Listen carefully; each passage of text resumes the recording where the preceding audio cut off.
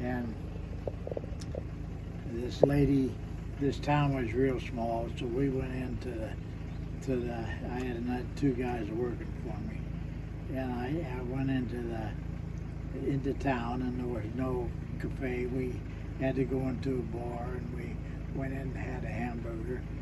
And he was leaving. This guy was mowing the lawn for this lady, and the garage was open, the door. And here said a 1934 Dodge, which is like an El Capone year. And it was an old El Capone car, and the tires was completely flat and rotten. And he said you can go knock on the door, but he said she's quite elderly and she'd probably take a minute.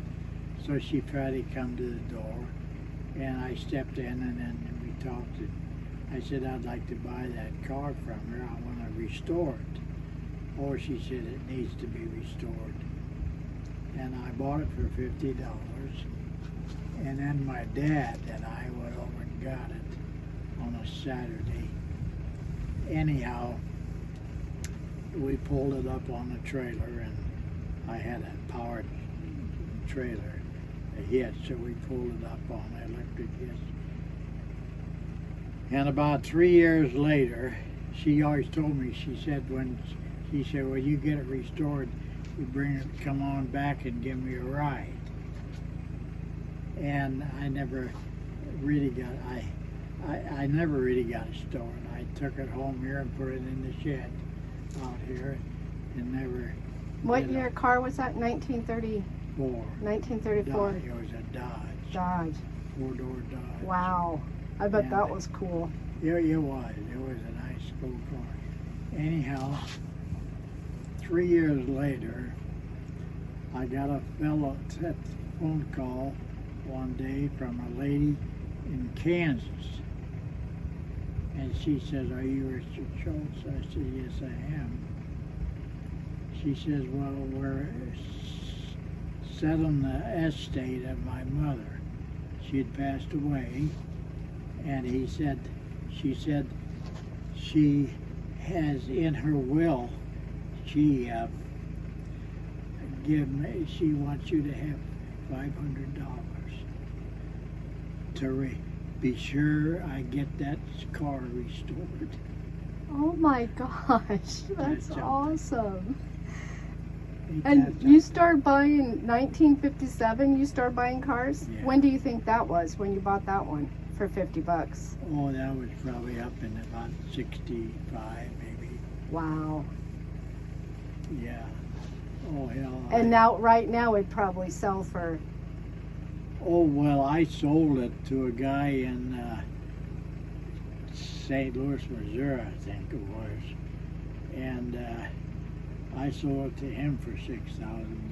Jeez. You know.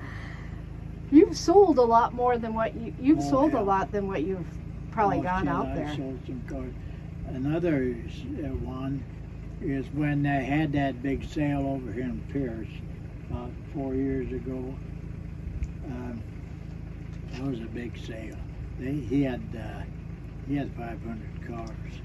I remember that hitting the news. In the news, and the trees had grown up through them, and the kids they were out on a farm, and the kids had stole all the radiators out of them, and so he had a sale, and there was a guy from Milwaukee, Wisconsin, had come here, and I knew the auctioneer. Anyhow, she sent him out here because the sale was over. It was on a Sunday. The sale was on a Friday and Saturday. And on a Sunday, he come over here and he said, I'm empty. He said, I'm going back to Milwaukee, Wisconsin. He said, I'm ready in a hurry. He pulled in the yard. He was sitting out here, and he said, I had a a 58 Buick that I just bought from a lady in Wisner. We went to a funeral in Wisner, and she sat right across from me at the luncheon.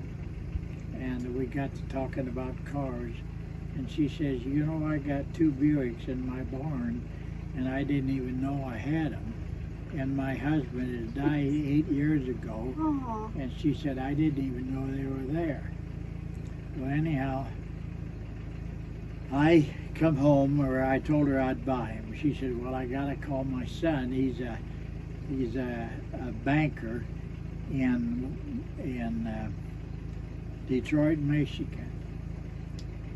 And so I didn't no more got in the house, and the phone rang, and she says, I just called my son, and he said he don't want them damn cars.